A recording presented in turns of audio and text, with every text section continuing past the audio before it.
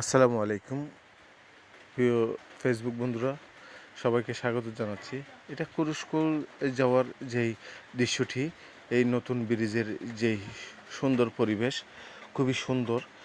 মানুষের চলাচলের যেই রোডটি রয়েছে, কুরুশকুল যাওয়ার পর্যটকরাও যায়, বিভিন্ন প্রান্ত থেকে আসা পর্যটকরাও আসে এখানে কক্সবাজারে।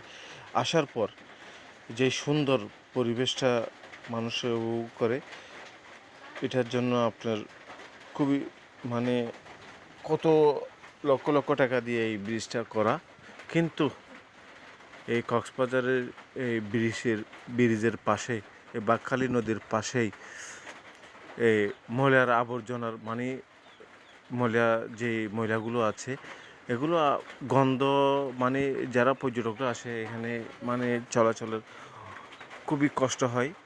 যারা কুরুশকুলে যায় আসে, খুবই কষ্টকর এই ময়লাগুলো।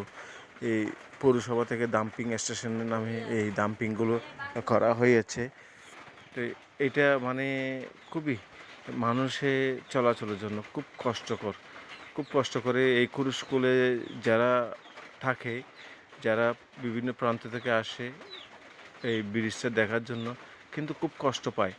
তো এই ডাম্পিং স্টেশন কক্সবাজার থাকলেও এই ডাম্পিংয়ের জন্যই, ময়লাগুলোর জন্যই এই এত টাকা খরচ করে ব্রিজটা করার দরকার কি, যদি স্টেশনটা এখানে থাকে?